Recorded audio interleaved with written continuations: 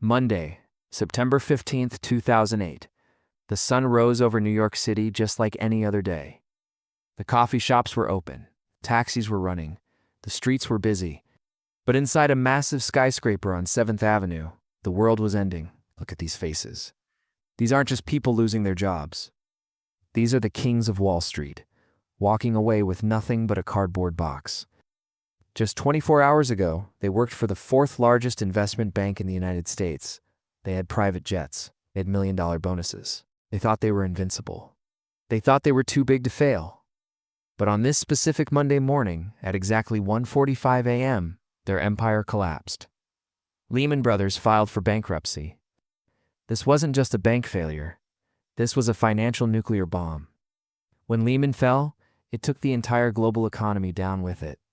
People in Europe lost their pensions, families in Asia lost their homes, and millions of Americans lost their life savings overnight. But the most terrifying part, it wasn't an accident, it was a crime scene. How did a $600 billion mountain turn into dust in just one weekend? And who was actually responsible?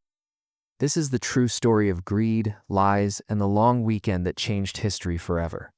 To understand the death of Lehman Brothers, you first have to understand its life. This was not some new startup company. Lehman Brothers was a legend. They started way back in 1850, selling cotton in Alabama.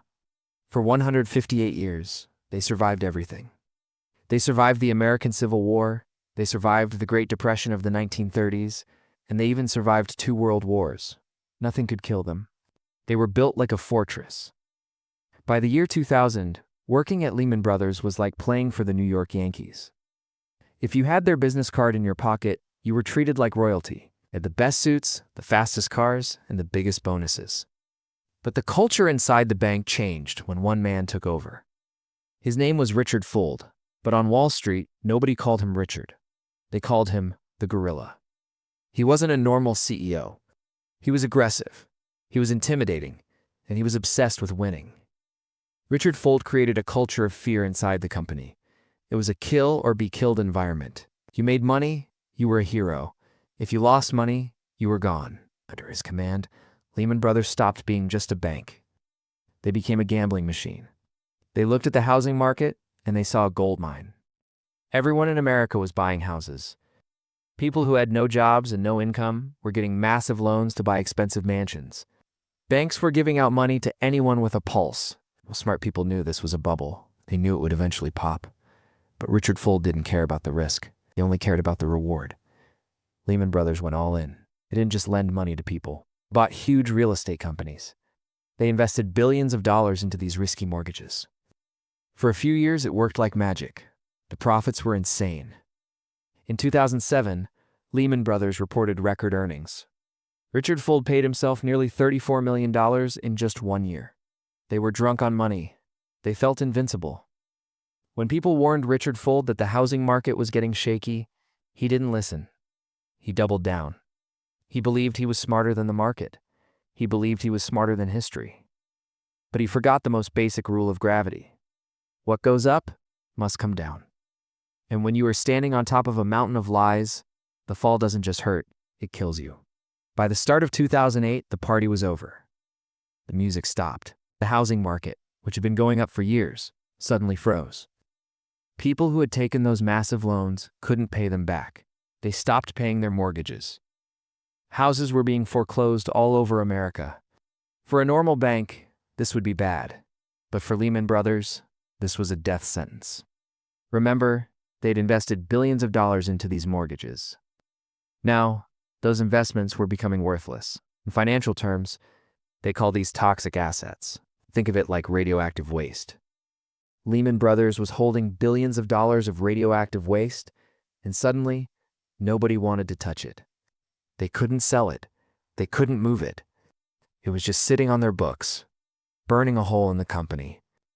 Then, in March 2008, the first domino fell. Another huge bank, Bear Stearns, collapsed because of the same bad investments. It was a massive shock to the system. The U.S. government panicked. They stepped in and arranged a rescue deal. J.P. Morgan bought Bear Stearns for pennies. The government saved them to prevent a total disaster. Richard Fuld watched this happen from his office at Lehman Brothers. He saw the government save his competitor. This gave him a false sense of security. He thought, if they saved Bear Stearns, they will definitely save Lehman Brothers. You're too big to let die. This was his biggest mistake. He was arrogant. He was in denial. While other banks were desperately trying to raise cash and sell off their bad assets, Richard Fuld refused to sell at a lower price. Investors offered to buy parts of Lehman Brothers to save it, but Fuld said no. He thought the offers were too low. He felt insulted.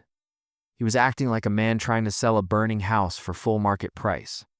By the summer of 2008, the sharks began to circle.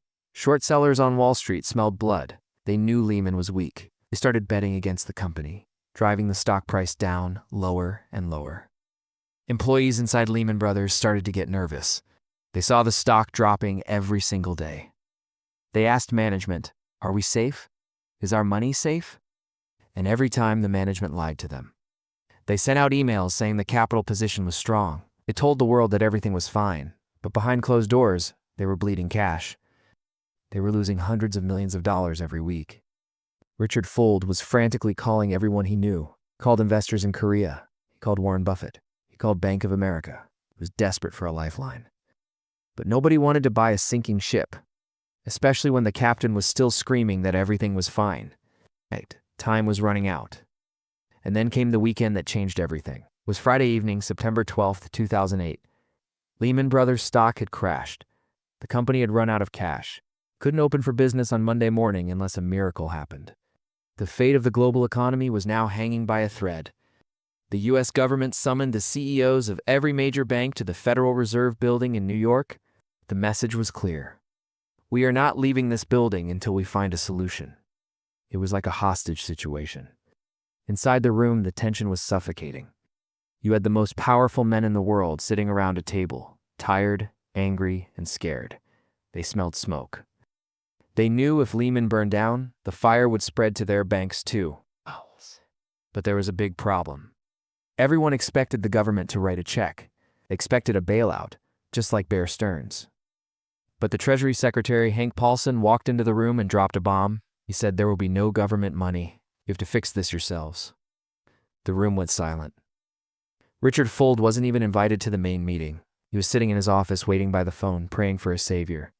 Saturday morning came. There was a glimmer of hope. A British bank, Barclays, stepped forward. They were interested. They wanted to buy Lehman Brothers. For a few hours, it looked like the nightmare was over. Lawyers started drafting the contracts. Lehman employees started breathing again. They thought their jobs were safe. They thought the gorilla had pulled off one last magic trick. The deal was almost done.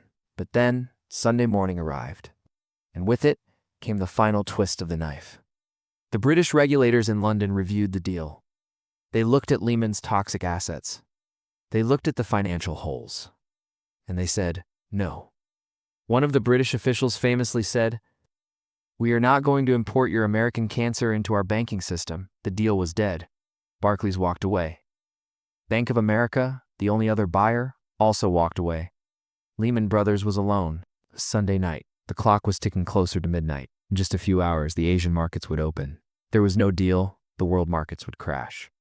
The government officials looked at the Lehman lawyers and gave them a simple order: file for bankruptcy.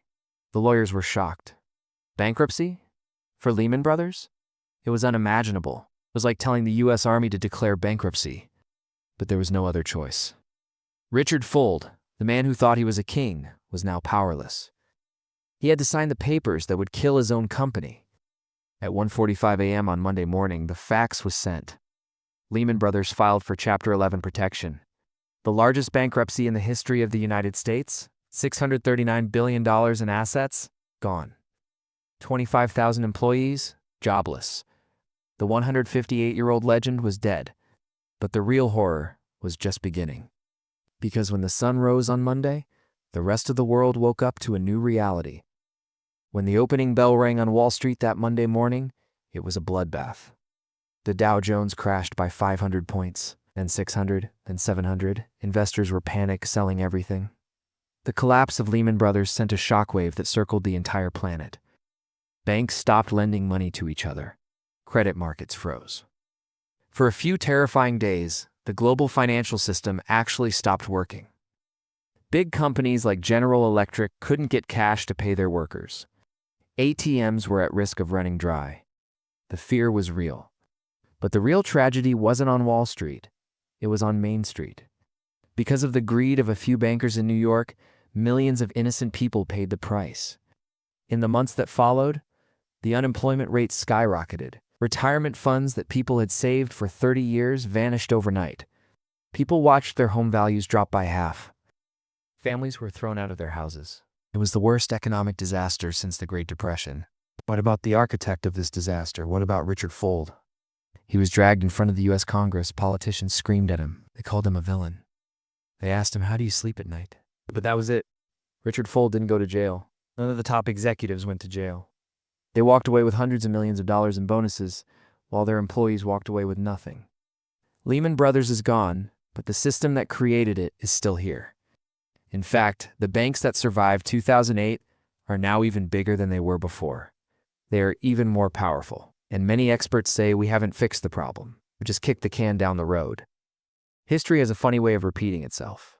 Greed is human nature. As long as there is money to be made, there will always be another bubble. There will always be another crash. The only question is, when? And when it happens, will you be ready? If you want to understand the forces that control your money, make sure to subscribe to the Money Files. We uncover the stories they don't want you to know. I'll see you in the next one.